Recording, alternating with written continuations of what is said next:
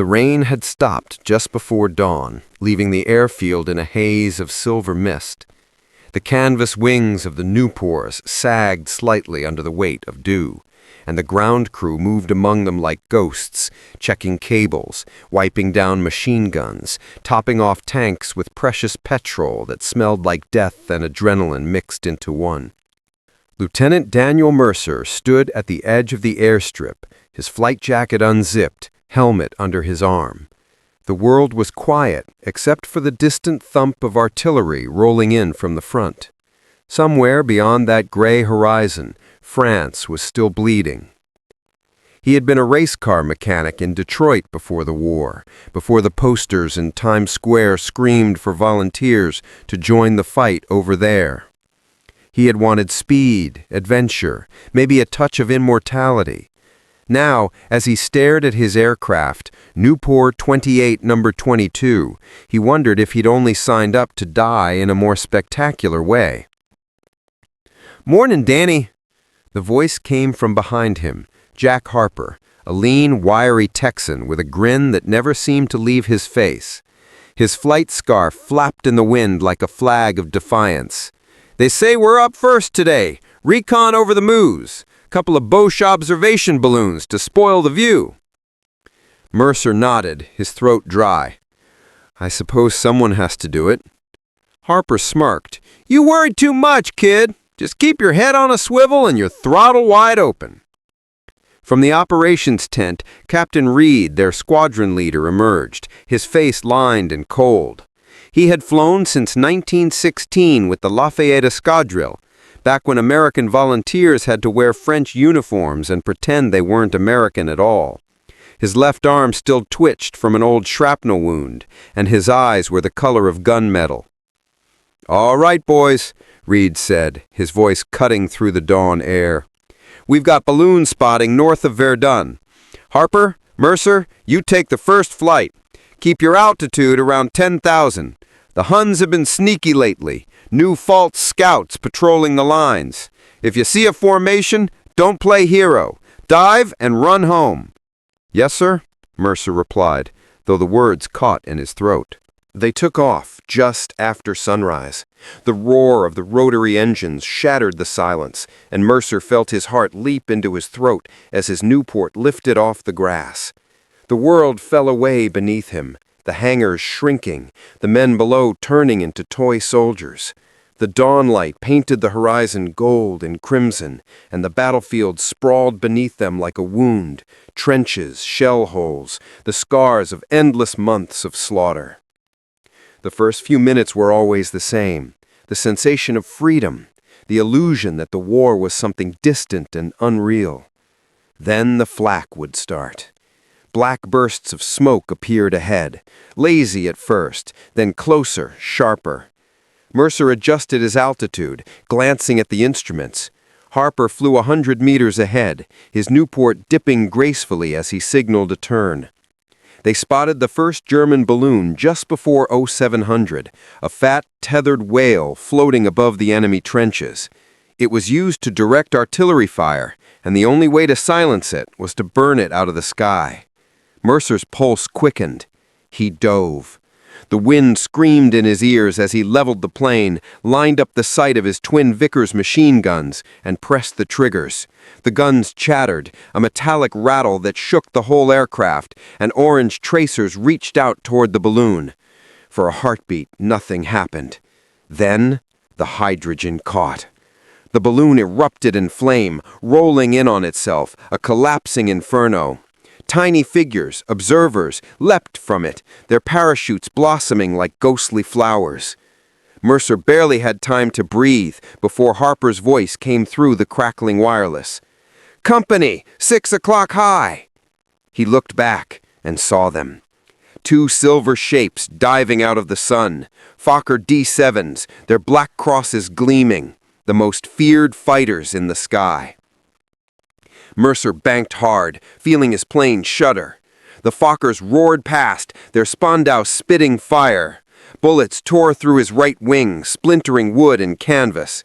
He gritted his teeth and dove toward the clouds, pulling out just above the trenches. Harper was still with him. At least, he thought he was. The sky was chaos, smoke, wind, sunlight flashing off wings. He looped, rolled, and came face to face with one of the Fokkers. For an instant, he saw the German pilot's face, pale, calm, with goggles reflecting fire. Then Mercer fired. The Vickers stuttered, click, click, click, and then stopped. Jammed. "Damn it!" he hissed, slamming the side of the cockpit. He yanked the lever to clear the belt, but it was useless. The Fokker turned on him, guns blazing. Mercer yanked the stick left, dove again, trees rising up to meet him. He could smell the oil, the cordite, his own sweat. The German stayed behind him, relentless. Then, from nowhere, Harper's Nieuport dove out of the sun, guns roaring. Tracers stitched across the Fokker's fuselage. The German tried to roll, but stalled. His plane spiraled, smoke trailing, then slammed into the forest below. Mercer exhaled, half laughing, half sobbing. "Jack, you crazy bastard!" But Harper didn't answer. His Nieuport climbed, leveled, then jerked violently. Smoke poured from his engine. The propeller froze. "Jack?" Mercer called again, panic rising. "You're hit?" The radio hissed. Then, "Yeah, wings gone. Tell Reed I got one before the bastards got me." "Jack, pull up! Bail if you have to!" "I'll try." The voice cut off. Mercer watched helplessly as Harper's Nieuport glided down, smoke trailing, disappearing into the same forest where the Fokker had crashed moments earlier. He circled for a minute, desperate, scanning the trees, but flak began bursting around him again. He was alone. He turned west and flew home in silence. When Mercer landed, Reed was waiting, hands clenched behind his back. "Where's Harper?" Mercer climbed down from the cockpit, his boots sinking into the mud. He couldn't meet Reed's eyes. "He didn't make it back." The captain exhaled slowly, like someone used to disappointment. He knew the odds. We all do. Mercer wanted to say something, to protest, to scream that it wasn't fair, but the words wouldn't come. Instead, he walked away, past the hangars, past the mechanics who pretended not to look at him. The war went on. The next morning, another mission, another dawn, another name missing at breakfast. That night, Mercer sat in his tent, staring at a faded photograph, the squadron together, smiling, holding mugs of coffee. Harper had an arm around his shoulder, grinning like he owned the sky. Outside, the engines roared again, someone testing a new SPAD-13. The air smelled of oil and rain. Mercer closed his eyes. The sky, he thought, had devoured them all. 2 weeks after Harper's death, the skies over France began to thaw. Spring crept across the battlefields, softening the mud, brightening the meadows, and yet the war remained the same, endless, mechanical, merciless. Lieutenant Daniel Mercer had flown 9 missions since then, and sleep had become a stranger. Each night he dreamed of falling, endless falling, the earth rising to meet him while the wind screamed in his ears. Every morning he woke to the same smell, oil, fuel, and burnt powder, the perfume of the Great War. At the 94th Aero Squadron's base near Rembercourt, the hangars bustled with new recruits. Fresh faces, eager eyes, boys who'd seen the posters back home promising glory and adventure. Mercer recognized himself among them from what felt like a lifetime ago. He sat on a wooden crate, polishing the twin Vickers guns on his SPAD-13, when a new voice cut through the air. "You're Mercer, right? Reed says you fly like you've got 9 lives." Mercer looked up. A tall man stood there, broad-shouldered, clean-cut, the faintest grin beneath his flight goggles. His jacket bore the same squadron insignia, Uncle Sam's top hat inside a circle. "Captain Eddie Rickenbacker," he said, extending a hand. "Just joined from the first pursuit group." Mercer blinked. "The race car driver?" "Used to be," Rickenbacker said, smiling faintly. "Now I'm trying not to die in a plane instead of a motor car." They shook hands, pilot to pilot, two men who understood engines better than words. Rickenbacker looked over Mercer's Spad with a practiced eye. "She's a beauty. Vast, climbs like a devil. Just remember the Hun's always higher than you think. Always." Mercer nodded. "And when he isn't?" Rickenbacker grinned. "Then you make him wish he was." Their first mission together came 3 days later. Dawn again.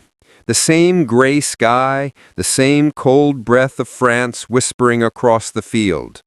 The target, German reconnaissance over St. Mihiel, where the American expeditionary forces were preparing their next offensive. Mercer's Spad roared to life, the Hispano-Suiza engine vibrating through his bones. He lined up behind Rickenbacker's red-nosed aircraft and followed him into the climb. At 8,000 feet, the ground disappeared beneath clouds. The sunlight turned golden on the upper layers, and the world below became nothing but mist and shadow. Mercer had always loved that moment, the quiet, fragile beauty before the killing began. They crossed the lines at 0900. The anti-aircraft fire began immediately, black puffs rising like demons through the clouds. Rickenbacker signaled a break, hand up, then sharp left. Mercer followed, heart hammering. Then he saw them. 3 Albatross D5 fighters, climbing fast from the east, black crosses flashing on their wings. Rickenbacker didn't hesitate. He rolled inverted and dove, the Spad screaming downward. Mercer followed. The air turned into chaos. Bullets cracked past his cockpit, splinters flew from the wings, and smoke burned his eyes. Mercer's guns rattled, the vibration numbing his hands, and one of the Albatross fighters burst into flame. The German pilot bailed out, his parachute opening like a white wound against the blue. But there were still 2 more. One swept past his tail, spraying fire. Mercer yanked the stick, performing a half-roll into a dive.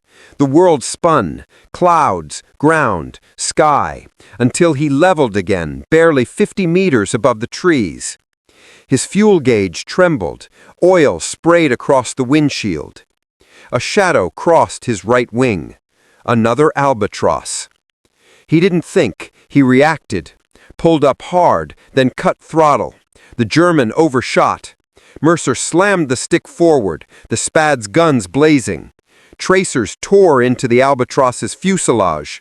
The enemy aircraft shuddered, then fell apart mid-air, wings shearing away like paper. Mercer gasped, breathless. For the first time he felt the thrill of it. Not just survival, but domination. The terrible ecstasy of winning. He circled once, scanning the sky. Rickenbacker was above, engaged with the 3rd Albatross. They looped and twisted like dancers locked in a death embrace. Then he saw it, the German turning too tight, losing lift. Rickenbacker fired once, a burst of smoke, then silence.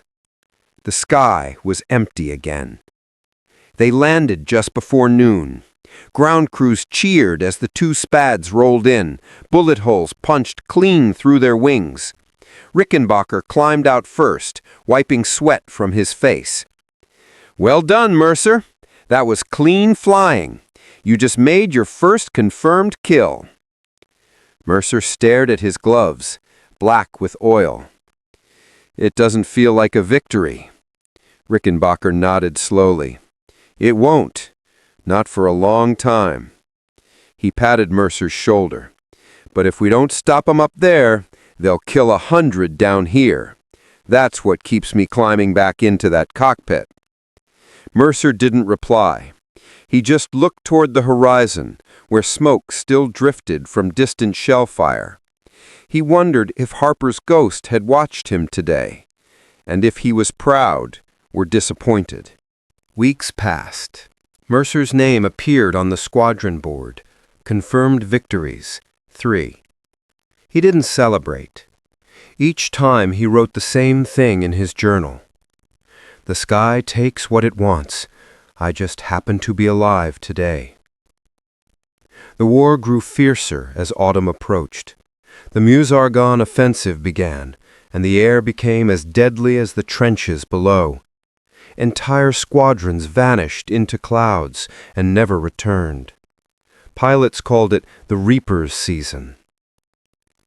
On October 4th, orders came for an escort mission, bombers striking a German rail yard near Dun-sur-Meuse. Rickenbacker would lead. Mercer volunteered to join. The morning was clear, deceptively calm. 5 SPADs, 4 DH-4 bombers. They climbed in formation, sunlight glinting off their wings. At 10,000 feet over enemy territory, the trap sprang. 8 Fokker D.7s dropped from the clouds. The Jagdgeschwader 1, once led by the Red Baron himself. Painted in garish colors, red, yellow, black, they looked like hawks descending upon pigeons. "Bandits, 9 o'clock high," Rickenbacker's voice cut through the wireless. The air exploded into movement. Bombers veered wildly as fighters dived to meet the threat. Mercer turned hard, pulling 6 Gs, the wind howling like a banshee. His vision tunneled, black edges creeping in, but he fought to stay conscious. A Fokker cut across his nose. Mercer fired, short bursts, conserving ammo. The German evaded, rolling beneath him, then climbing again. They spiraled upward, circling, each trying to get above the other. Mercer's hands trembled on the stick. Sweat ran down his back, despite the cold. Then, in a flash of instinct, he pulled a side slip and kicked the rudder. The SPAD slid sideways, impossible, reckless, and came around behind the Fokker. He pressed the triggers. The guns barked. The Fokker jolted, flames licking its engine. The German pilot bailed, a black dot against the clouds, his parachute blossoming too late. Mercer climbed again, searching for Rickenbacker. He spotted him, tangled with 2 more Fokkers. One of them latched onto his tail. Without thinking, he dove straight in, guns blazing. He riddled the enemy's fuselage. Pieces flew off, and the plane tumbled. But the second Fokker had lined up on him. Mercer jerked the stick, but the burst came too soon. Bullets ripped through the cockpit. Glass shattered. His left shoulder burned like fire, like molten steel. He screamed. Blood filled his glove. The SPAD shook violently. He tried to pull up, but the controls were sluggish. Smoke poured from the engine. He could hear nothing now. No wind, no engine, just a hollow ringing in his ears. The ground rushed up, a patchwork of green and gray. He had a split second to choose, jump or crash. He reached for the belt buckle, yanked, but his fingers were numb. The pain in his arm was blinding. He thought of Harper, of the photograph, of the promise they'd made. We'll make it home no matter what. He pulled the stick with everything left in him. The plane leveled just before impact, skidding through a field in a cloud of dirt and smoke. When he woke, it was quiet. A farmhouse, white sheets, the faint smell of antiseptic. His shoulder was bandaged. Outside, someone was speaking French. Mercer turned his head. Captain Reed sat beside the bed, smoking a cigarette. His face looked older, but his eyes softened when he saw the pilot awake. "Welcome back, Lieutenant. You're lucky. A patrol found you near our lines. Broken arm, couple of ribs, but you're alive." Mercer blinked. "The others?" He hesitated. "Rickenbacker made it. Shot down 2 more before heading home. He'll get the Medal of Honor for that one. The rest didn't make it." Silence stretched between them. Reed stood up, tossing the cigarette away. "War's almost over, Mercer. Armistice talks are already starting. You might actually live to see peace." Mercer nodded faintly. "Peace," he whispered. The word felt strange on his tongue. 2 weeks later, November 11th, 1918, the guns fell silent. The airfields erupted in cheers. Flares lit the sky. Men laughed, cried, drank whatever they could find, but Mercer sat apart from them, in front of his battered SPAD, now grounded for good. The holes in its wings were patched with mismatched fabric, scars of the air.